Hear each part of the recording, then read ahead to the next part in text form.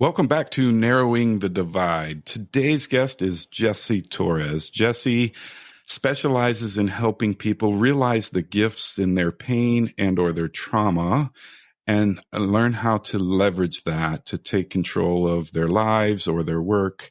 I don't want to do it any more injustice. Jessie, thank you for joining me. Thank you for having me down. I appreciate it. Absolutely. I look forward to all of my conversations, but this one intrigues me because you have a wealth of background that led you to where you are today. Before we get into any of that, why don't you tell me a little bit more about what it is that you're doing today? Absolutely. What I'm doing is I'm helping people really discover what it is that's limiting them in their life today. So, there's so much suffering out there in the world, but we're not taught to look at our past in a way that empowers us. When we look at past traumas or past things that have happened to us, it's usually like, oh, I don't want to remember that, or I screwed up, or this is what happened to me. Right? And we're not taught to seek the other side of the story, which is the beautiful soul that got back up.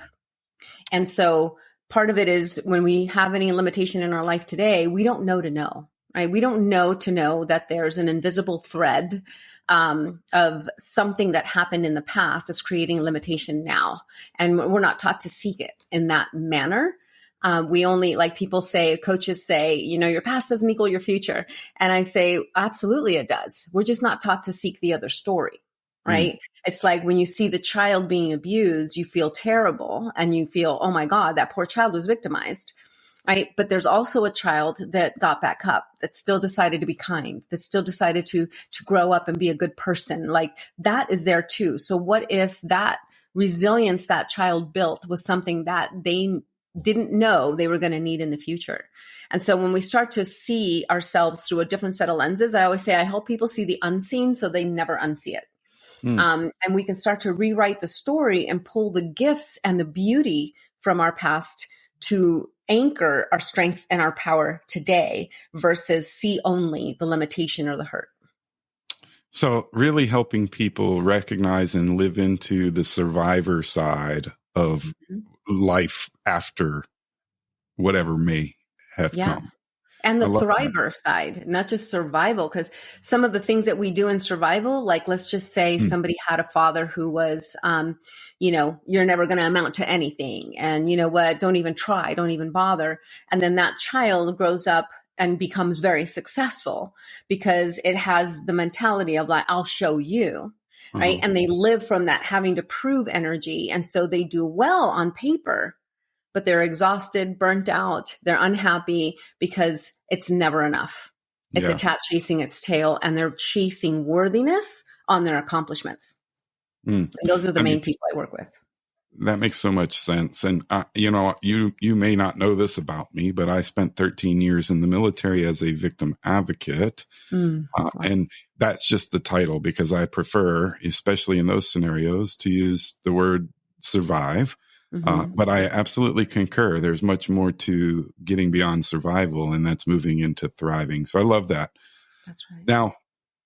Now seems like a great time to go back then and find out, well, what's your story? What you didn't just decide to help people with this. Yeah. Well, honestly, it was a moment in my life where I got to an apathetic place, a place where I was praying for somebody to blow the red light so I could be done with this life. Because if the life I was living was all there was, and that's what I believed, then life wasn't worth living.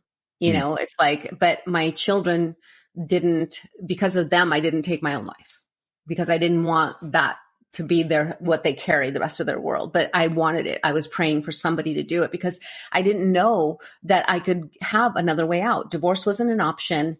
And I thought dying was the only way out of my situation because of the shame. Right. So I come from a history of childhood sexual abuse with my father.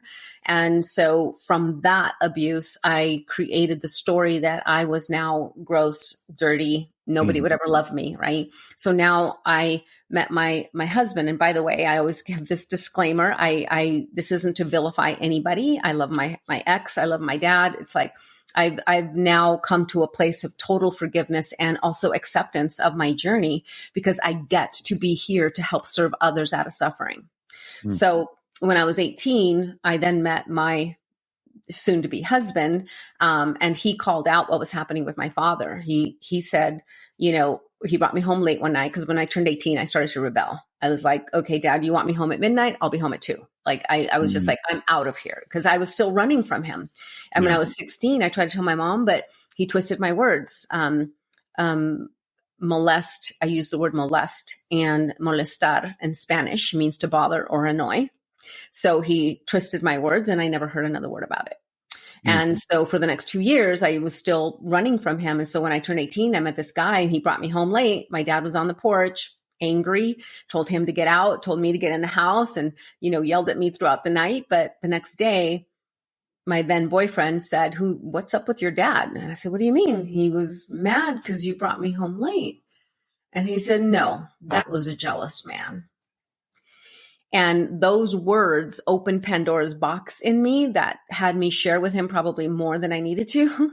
But the fact that he still wanted to be with me after that, I was hooked. I was like, how do you love me with all my filth?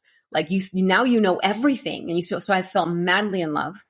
Now, my ex came from a history of an alcoholic mother who was very brutal. He was the youngest of 4, the only boy, and he would come home to his sisters unconscious on the floor. Like, it was really bad. She had a drink in her hand at 10 o'clock in the morning, and so we came together, and we always said our soul children, our inner child found each other. And so at 18 and 21, he's like, my kids will never see me drink. And I said, my kids will never be molested. And we thought we fixed it. Right? It's not enough just to know what you've been through. You have to understand the emotional trauma and the energetics that you're now bringing to the table. So now we get married because I told my mom I want to move in with my boyfriend because I want to get out of the house. And my beautiful mom, devout Catholic, and I honor all people's faith, but she said my daughter will not be married, will not move in with a man and not be married. So I moved out Monday. I was married Friday. Oh my goodness. And and so now what ended up happening, we have these 3, we thought we're going to have the white picket fence, we're going to have the dog, we're going to have the kids. And for the most part, we did that, but we also brought in our traumas. So he was very volatile, very vulgar, very angry. That's how he communicated with his mother. His mother called him a loser every day. And so my dad called us stupid and was also volatile, but not nearly as much as my ex. And so it was familiar. I didn't know any different. So it's just like, oh, this is just what men do. And so it became, I always say, like a little mini Vietnam. You never knew when you were going to step on a time bomb. What mood was he in? If you left a Coke on the counter, he was going to go off. And so I became the shield between me and my kids. And I just got to the point where I was called everything in the book. And I was also praised as the best thing walking on earth.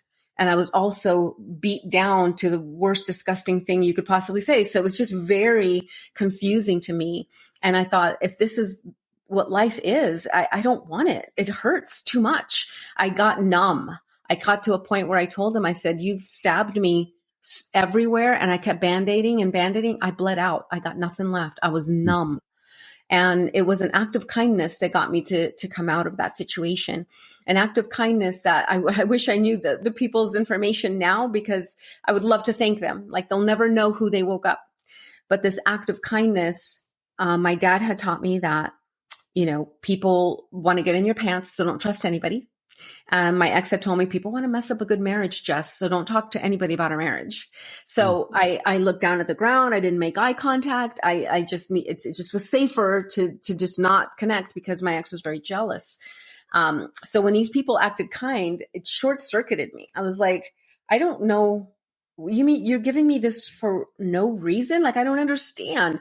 And what I knew is that whatever this feeling was, it fanned the little tiny light that I still had in my essence enough to say, I don't know what this feeling is, but if this feeling's available, then life is worth living. And that gave me the courage to get out of my situation. And from that moment created an insatiable hunger to understand human beings. Like I want to know why my dad did what he did, why my mom ignored it, why my husband did what he did, and why I allowed it. And I started to read, go to therapy, seminars, workshops, whatever I could to understand how at 38 years old, I had gotten to a place where I had no clue who I was. Wow.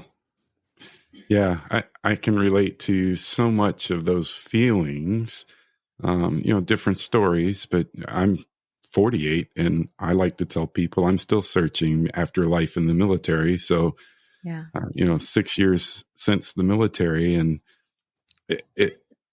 I can see how all of those pieces fit together. But I'm curious about that act of kindness that was the real turning point, is what I picked up on. Mm-hmm.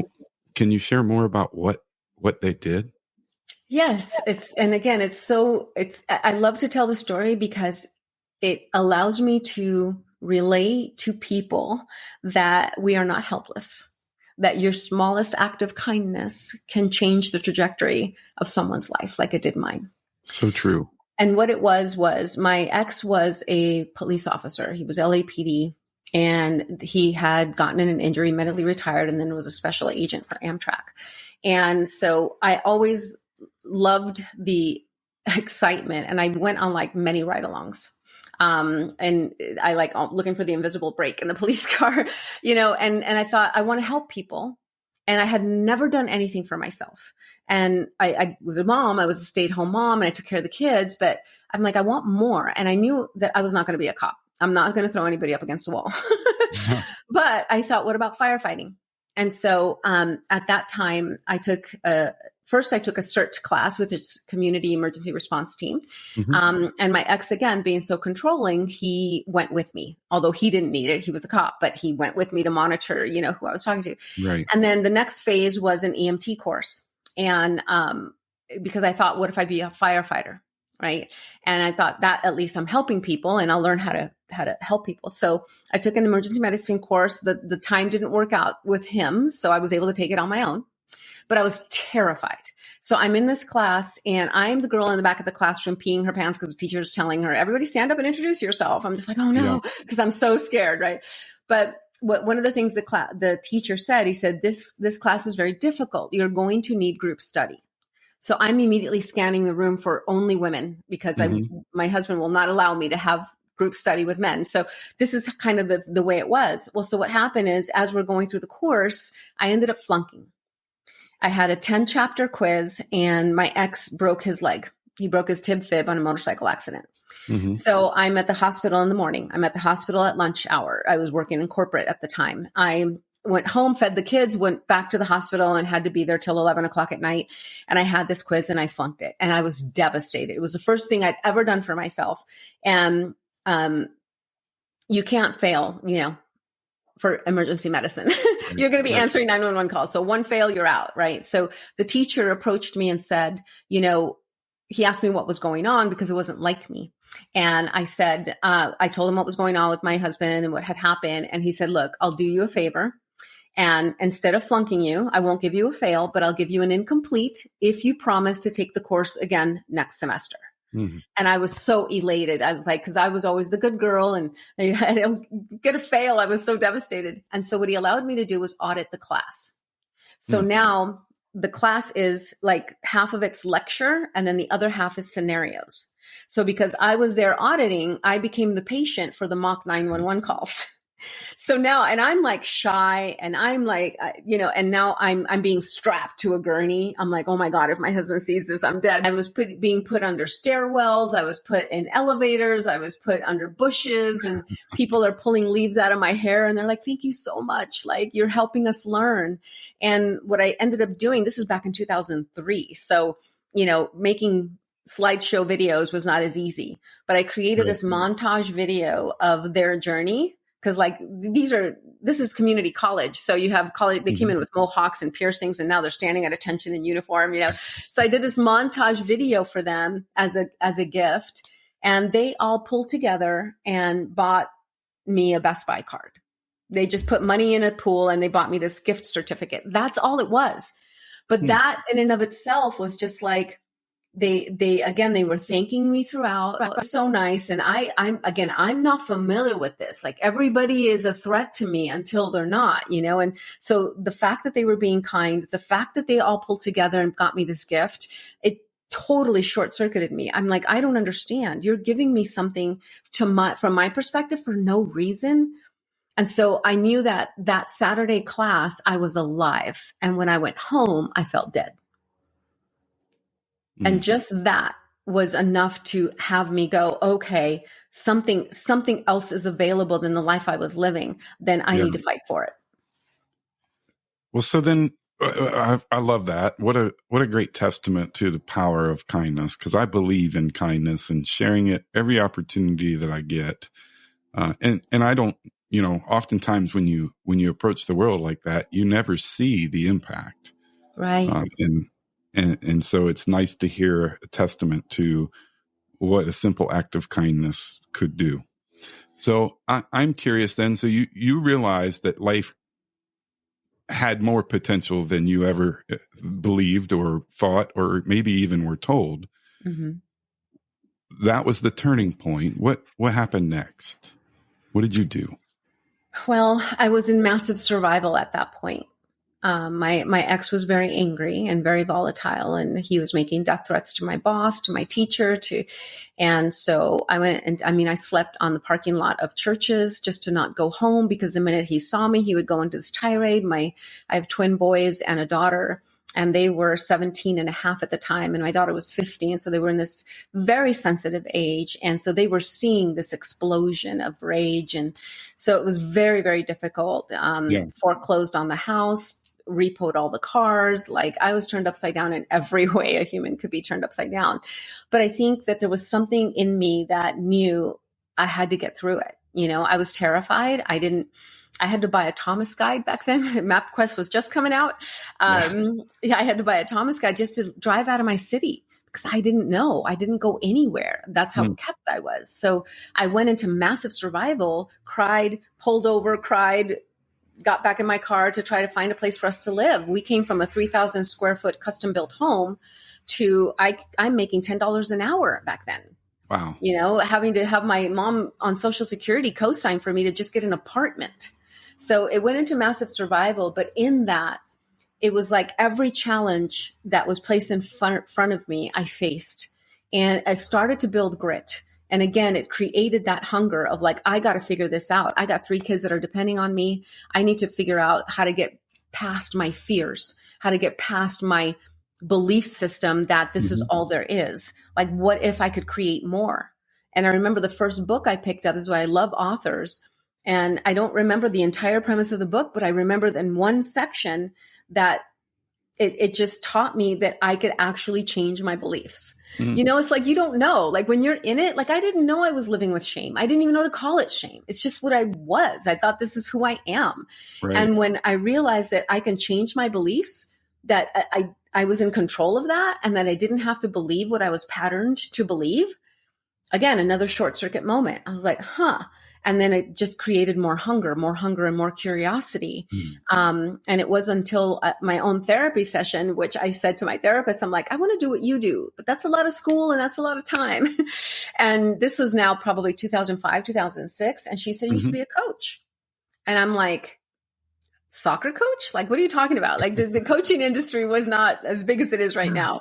And I looked into it, and I joined Coaches Training Institute, and because I wanted some hands-on, I like tactile. I don't just like virtual. Yeah. And it was both. It was half virtual, half in person. And I fell in love with it, because as you learn coaching, you are coaching yourself. You're going through the motions. And I fell in love with it. And I was working full-time corporate at the time, trying to build a coaching practice. So it was really hard. And then I met Tony Robbins, and that became my like, oh my God, if I could be a coach here, that would be amazing. Yeah.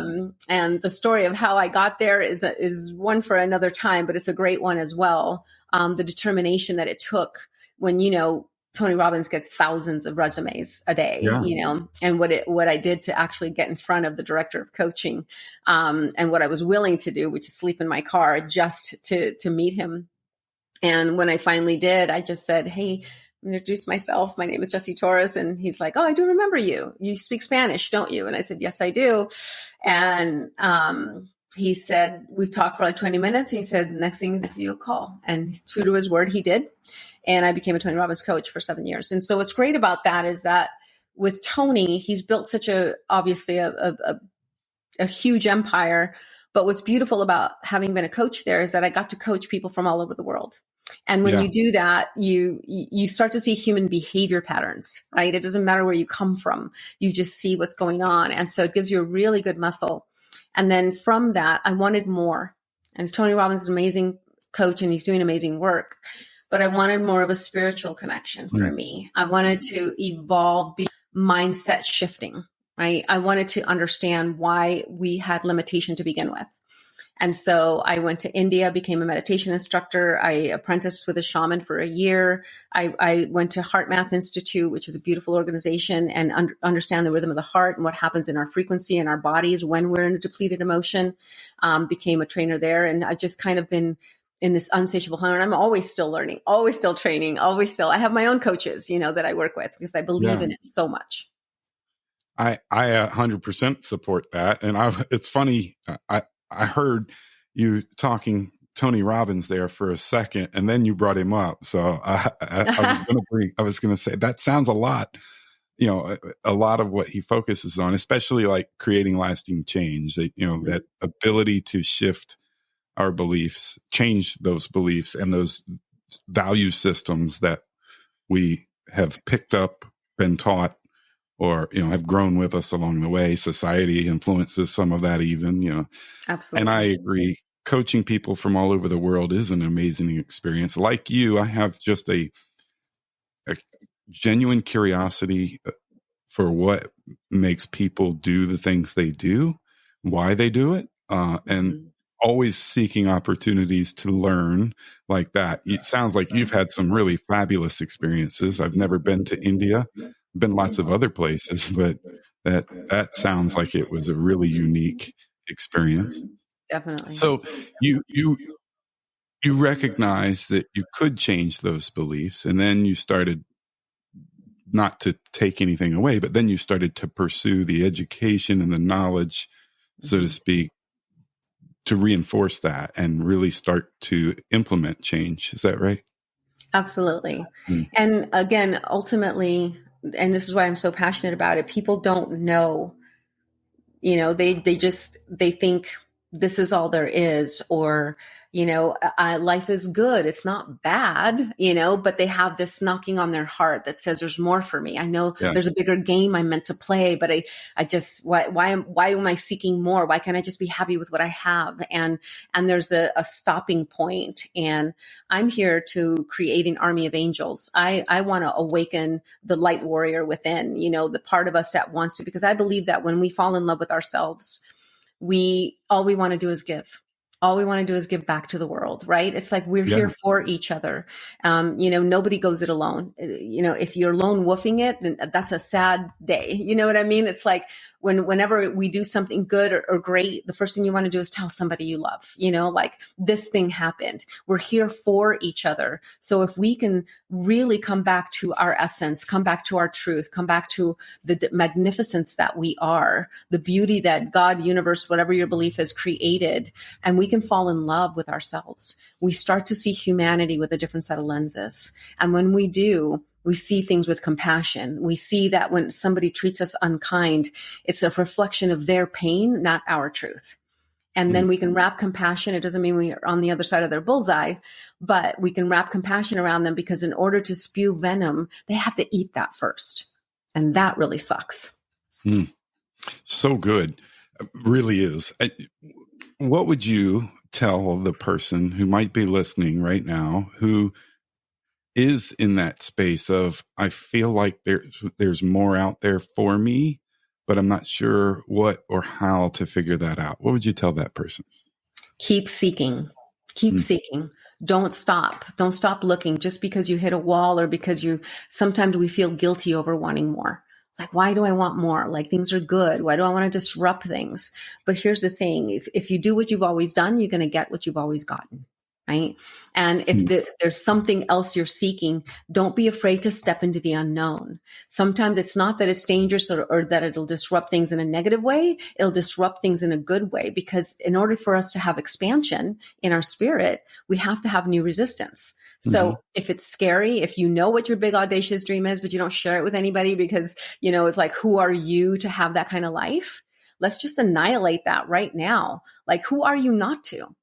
Right? It's like money or wealth or any goal or dream that we have. It just makes us more of who we are. And if you're a good person, then you deserve everything that you can imagine. Right? It's like, why don't we have that more? Why aren't we living like kids where, my kids, when they were little, my boys, when they were like 3 years old, they watched a Batman and they had certainty that they were going to fly when they got their capes from Santa. Right. And when they got there, and I have this little video, and it's kind of sad actually, because they're running in the front yard with their capes on and they're like, I can't, they're so disappointed. But what was beautiful was the dream, right? The desire, the belief that the minute I set my heart to it, I can have it. And it's so flippin' true. I do a lot around the rhythm of the heart. I believe our heart is 100,000 times stronger magnetic or energetically than our brains. Our brains kind of tend to go logic, and they kind of muddy the waters of what we can or can't do, right? Our heart's desire does the unmentionable, right? When you think about a person in sports, right? If you're an agent looking for that one person that's going to be the next star, sometimes it's not the one that always wins the race. It's the one that has heart. Most heart. That's right. Yeah. And what does that mean, right? It's the heart does the impossible, the unmentionable. It defies the odds. It's what has a stay-at-home mom lift a Volkswagen off a child, right? Yeah. She sees that child and her heart calls to do it. She's not thinking. Logically, she'd say, well, that car's too heavy. I can't lift it. But when she thinks about does the absolute impossible, doesn't even realize she's doing it. So what if we can tap into that intentionally and consistently? There's nothing we can't do. That's fascinating. I never even considered it, but you've broken it down so well. And I don't know anything about the rhythm of the heart and how that impacts those pieces, but you've laid that out pretty clearly. So thank you. Absolutely. I'm curious, as a coach, so the beginning of your coaching journey, do you care to share a little bit about the ups and downs of what that looked like for you? And you indicated that just right there, just to meet Tony, you made some significant commitments. But when you started coaching, what did that look like? And were there challenges for you?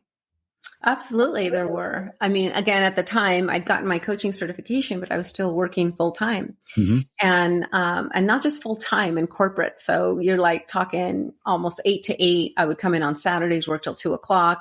I mean, I literally was the example of a burnout, and I had clumps of hair falling out in the shower. I had heart palpitations. I had to wear a 24-hour monitor. And the doctor's like, okay, well, so we can give you beta blocker to help you with your heart, and it looks like it's stress induced, right? So I'll take this pill for the rest of my life to navigate my heart rhythm, and I can keep my stress. Yeah, I don't think that's going to go. So I never took the pill. I quit 2 weeks later, and I don't have heart palpitations anymore.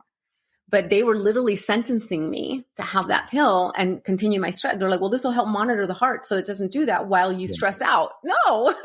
So in that, I was trying to build the practice while I was working, and it was really difficult to make the time. And then out of it, it's just like, okay, now how do I market myself? And back then I was doing coaching calls in person, because that's what I thought. That's what I was taught. The virtual thing was not until I met Tony, and that kind of freaked me out. I'm like, oh, well, I'm not going to see their facial expressions. It's going to be harder. But what it ended up doing was heightening my other senses. Yes. Right. I can connect with them even more. I can feel the gulp in their throat or the shortness of breath. It's so fascinating and incredible.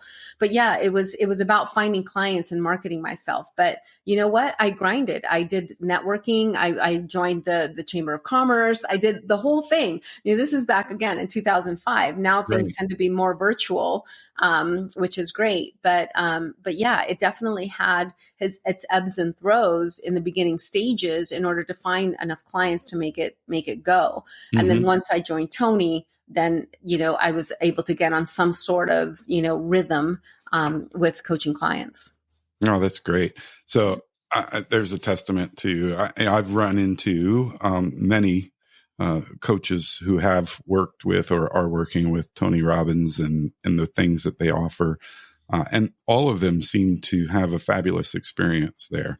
So I love that. Yeah. What would you say was the most pivotal positive success at the beginning of your coaching career?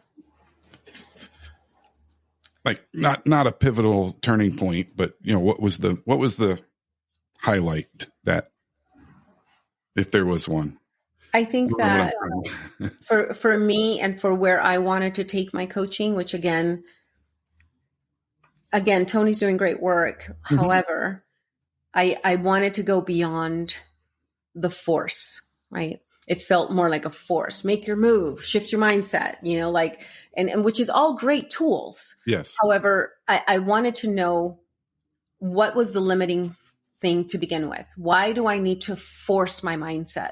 What is it about me that I don't know, or I don't love, or I don't trust enough to be in that confident state, to know that I can handle any situation? And so what was impactful for me is my evolution of Jessie, right? It's like being the seeker. And I think that my year apprenticing with a shaman, I think was very eye-opening for me in my connection to God's spirit universe.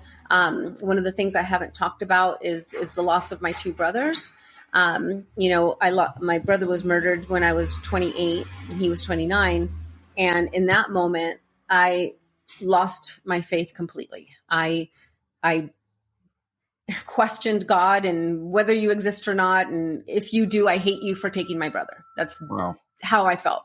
Yeah. And it wasn't until my brother showed himself to me that I was able to be witness to, I don't know where he was. He just showed me. All I saw was white. I saw like images, and he just said, Jess, everything is as it's supposed to be. And I didn't quite know what it meant, but I knew that it calmed me. And then it's been a quest ever since to come back to my own spiritual connection. What do I believe? What is the divinity of Jessie? How could I see her journey as something that I can alchemize into something beautiful? And then fast forward 30 years later, my little brother was murdered last year. And I thought, oh my God, I thought I had seen my darkest days. And I'm like, this was an uppercut of all uppercuts. And what was beautiful about it was that because I'm a seeker of light in the darkest moments, I had to eat my own medicine. And so in this moment of profound sorrow, of profound grief, I was still able to find the beauty. I was still able to see, his children coming together from separate parents and never knowing each other, acting like they've known each other their whole lives. People that posted on his Instagram how much he affected their lives. My family coming together like they never have before. It's like that light is always available. We're just not taught to seek it. So for me, I think pivotal was coming to my own spiritual awakening, the essence of Jessie. Who is she? Why did she go through what she went through? And how can we find the beautiful champion in the arena, if you will, of her life? And I believe that we're spirit in a human form, having a human experience. And when we can recognize the spirit in us, knows our magnificence, knows the beauty, knows that we are God's creation. And there's only the human that creates the meaning, we're not enough, or the human that says that we're, for me, disgusting, dirty, nobody would love me, like that. So when we can merge and we can see ourselves through the lenses of spirit, God, universe, whatever your belief is, we can fall in love. We fall in love with the moments when you got knocked down. We fall in love with the moments when you made a wrong decision, or maybe it was the right decision. You just didn't know you were building courage muscle, right? So that has been pivotal for me. That's so profound. And something you said in there resonated. I, in the military again, was a master resilience trainer. And in that's program founded in positive psychology. And one of the exercises and tools that I often share came from that. And it was exactly what you said. It's finding the good, even in the things that we don't necessarily see for good. And it's a simple exercise. It was Dr. Martin Seligman, who created it, and it was originally just 3 good things. And you basically, at the end of the day, you write down 3 good things that came throughout the day. And that's what we would teach specifically is even when it doesn't look good, what's the bright side that is in there? Was there a connection made that wouldn't have been made? Was there a lesson learned that you might not otherwise have learned? That is such a powerful tool to start helping us to see more of those light moments versus the dark. So I'd love to share with you a little quote from Mr. Rogers. If you're ancient enough to know who Mr. Rogers is. He said when 9/11 hit and parents were watching the Twin Towers falling down over and over and over. It was on repeat on CNN, on every channel. And the children were scared. They were frightened. They were not understanding what's happening. And so he would get down on their level like he does. And he says, whenever there is chaos, there is always helpers. Look for the helpers. And it was such a beautiful metaphor for finding the light in the darkest moments, right? Like you have firefighters running into the buildings. You know what I mean? Like here's all this chaos, all this mayhem, and you have police officers holding the hand of someone that it might be taking their last breath. Like there's so much beauty in the chaos. And when you look for the helpers, you are able to see what I believe is by design. Sometimes we don't know light without dark. And so if we can seek the light in the darkest moments, I think we can help our essence move through some of very difficult times. Absolutely. What a powerful testimony. What a powerful quote. I do love Fred Rogers, and that movie, by the way, with Tom Hanks was very well done. Yeah. I've watched it several times now because each time I watch it, there's just something more that I glean from the life and experience of Fred Rogers. So he definitely had an ability to connect with children in a way that many people can't. Yeah. I want to switch gears just a little bit because I want to be mindful of your time, but what is the biggest problem that most people who come to work with you are facing? They're really, really hard on themselves, really hard on themselves. They have learned very, very quickly how to beat themselves up. And even for some of because I work a lot with entrepreneurs and business owners and these executives that even though, again, on paper, they're doing well, internally, they're just constant self beat up, constant not enough, constant cat chasing its tail in achievement and believing, again, like I said earlier, they're chasing their worthiness on their accomplishment or on being the best mom or on being like, I have to do this thing because if I fail, it means this about me, right? It means my dad was right, or it means that that's why my mom left me when I was 2 months old, or that, it's all of these connections. So they beat themselves up. I had this one client who she had reached her goal of $5 million and in her business. And she was fit, looked amazing. Pictures looked awesome. And her husband was about to leave her and she was exhausted. She had 2 sons and he was mad because she'd be at the soccer game, but on her phone 24/7. And what we ended up discovering is that when she was 10 years old, a friend of the family's told her she'd never be as good as her sister or as fit as her sister. And so she was living in comparison. She was constantly trying to be the fittest, trying to make the most money. And her sister was in the same business. So she was in this comparison her entire life to the point that she wasn't even present with her family. And so beating herself up, I'm not enough. Oh, I made less money than I did last year. Now I failed, or I gained 10 pounds on now I failed. Or, it was just a constant repetition of self beat up. Wow. Yeah, I can see how that's super helpful, especially. So I'm curious, after working with you, did she and her husband still divorce? No, they're still together, and she's rocking, and she's connected to her faith, and she's just leading women. It's just phenomenal to watch her, and her boys are growing up. This was probably, I want to say, 10 years ago, but it is. And what's great is that she came to coaching. right? Because again, oftentimes they don't think they need it because, well, they're doing well, successful, whatever success means to you, right? Right. On paper, I've made this much money. I don't need coaching, but she knew she had to do something drastic because she wasn't happy. Right. She was depressed and her husband was at his wit's end. And so she didn't want to lose her family. So I encourage people to come way before that. Know that if there's limitation in your life right now on any level, I have the three levels of trauma. One is undiagnosed, the other is unacknowledged, and the other is unresolved. So oftentimes, like for me and my husband, right, my ex-husband, we knew our trauma. I know I was molested. He knew he was raised with an alcoholic mother, and we thought that was enough to know. It's not, right? We just, sometimes we know it, but we're not acknowledging the emotional damage it created or the mind shift beliefs that it created in us that we're now carrying into all of our relationships. And here's the thing. If you do not resolve it, it will show up. If it was, let's just say your dad used to beat you. Okay. Let's just say if you don't resolve that, then you will attract men who treat you badly because you're repeating the pattern of the belief that this is normal. Or you'll be so angry at men that you're going to walk around with your dukes up, right? And you're living in your masculine and you're going to attract pleasers. Either way, you're going to be completely topsy-turvy, and you don't realize that what happened to you is going to show up in either a man, in a boss, in a friend.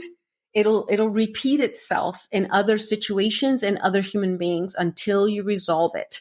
You can't install new software on an old operating system, expect it not to glitch. It's going to glitch. We need to upgrade the program.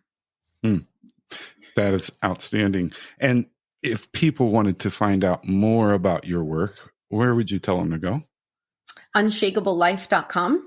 You can come there and schedule a call with me. Look, it's a free call, and at least we can have a conversation around, if I can support you, or I can at least give you some clarity about where you're at and where you want to go. Either way, we'll have a good time, and I'm happy to support you. And I also have this 10-step guide to freedom that I'm offering your audience as a free gift.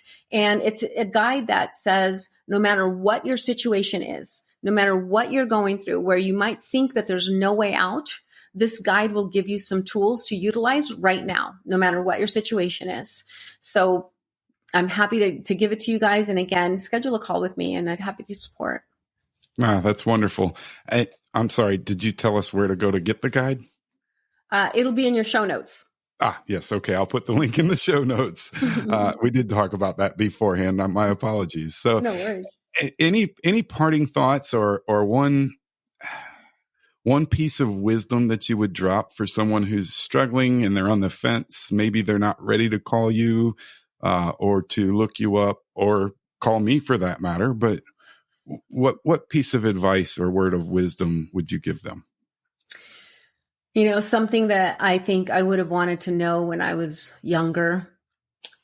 You're doing a great job. Like whatever your situation is right now, I do invite you that if there is a flicker left in you, that this conversation can spark a little bit of a flame, that you do take action. You do not have to go it alone, and you matter. And know that you're doing a great job. Don't beat yourself up for where you're at or because you're not where so-and-so is or where so-and-so is. Like you are, what if God made you the way he did on purpose? And that your situation is right now to help you hear this message and take one more action step toward your freedom. I encourage you to do that, but do it from honoring and loving yourself, not from beating yourself up. Thank you so much for that kind message. I think that will definitely benefit the person who needs to hear it. So with that, I think we'll wrap up today's show. Thank you so much, Jessie, for taking time to join me and share. I feel like we've only just scratched the surface because you've got so much story that contributes to who you are and where you are today. What a great conversation for me. So thank you. Thank you very much. I appreciate it. Absolutely. If you enjoyed this conversation, I would just ask that you share this with someone else. And don't forget to go check out Jessie's work. I will share all the links in the show notes. And until next time.